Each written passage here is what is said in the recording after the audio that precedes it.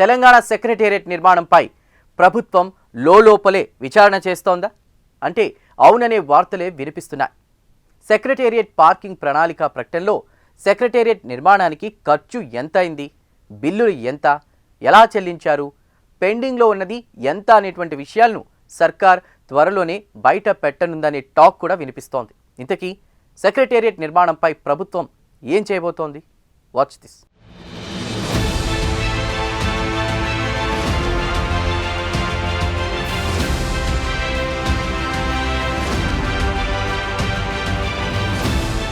తెలంగాణ సచివాలయం బిల్డింగ్ నిర్మాణంపై కాంగ్రెస్ ప్రభుత్వం అంతర్గత విచారణ జరుపుతున్నట్టు సమాచారం. గత ప్రభుత్వం సెక్రటేరియట్ నిర్మాణం చేసింది, కానీ సరైన ప్రణాళికతో చేయలేదని, ముఖ్యంగా పార్కింగ్కు సంబంధించి అసలు ఆలోచన లేకుండా గత సర్కార్ నిర్మాణం చేసిందని కాంగ్రెస్ విమర్శలు చేస్తూ వచ్చింది. అయితే కాంగ్రెస్ అధికారంలోకి వచ్చిన తర్వాత సెక్రటేరియట్ పార్కింగ్పై దృష్టి పెట్టింది, అనేక సార్లు సమావేశాలు నిర్వహించింది.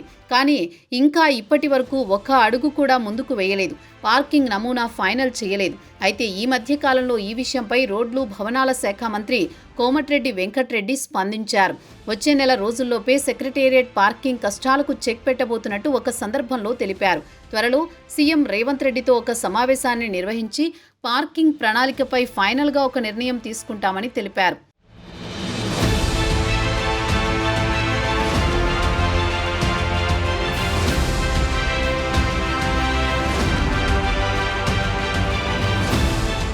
ఇదిలా ఉంటే సెక్రటేరియట్లో ప్రస్తుతం 3 వైపులా పార్కింగ్ సదుపాయం ఉంది.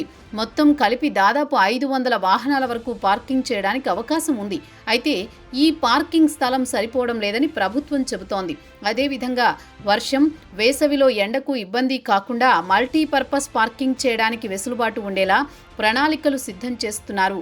పార్కింగ్ ఏర్పాట్లతో పాటు సోలార్ పవర్ జనరేషన్ కోసం ప్రణాళికలు సిద్ధం చేస్తోంది రేవంత్ సర్కార్. సెక్రటేరియట్ ఇన్సైడ్తో పాటు అవుట్ సైడ్ సెక్రటేరియట్లో సోలార్ పవర్ ఉత్పత్తి చేసేలా ప్రణాళికలు సిద్ధం చేయాలని అధికారులను ఇప్పటికే ప్రభుత్వం ఆదేశించింది.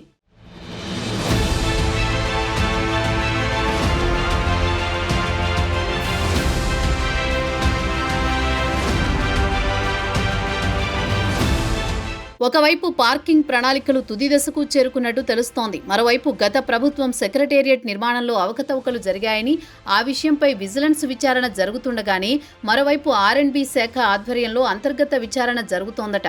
సెక్రటేరియట్ నిర్మాణం కోసం ప్రభుత్వం ఖర్చు చేసింది ఎంత, బడ్జెట్ రిలీజ్ చేసింది ఎంత, నిధులు ఎలా చెల్లించారు, పెండింగ్లో ఉన్నది ఎంత అనే విషయాలపై లెక్కలు తీసుకున్నారట అధికారులు. R&B శాఖ మంత్రి కోమటిరెడ్డి వెంకటరెడ్డి ఇష్టాగోష్ఠిగా మాట్లాడుతూ వేముల ప్రశాంత్ రెడ్డి సెక్రటేరియట్పై 350 కోట్ల బకాయిలు పెట్టారని, అవి మా ప్రభుత్వంపై మోపి వెళ్లినట్టు ఆరోపణలు చేశారు.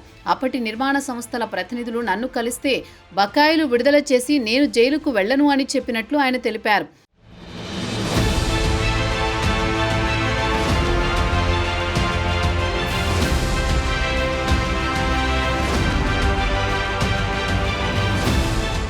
మొత్తానికి సెక్రటేరియట్ నిర్మాణం విషయంలో కాంగ్రెస్ సర్కార్ గట్టిగానే దృష్టి పెట్టినట్టు తెలుస్తోంది.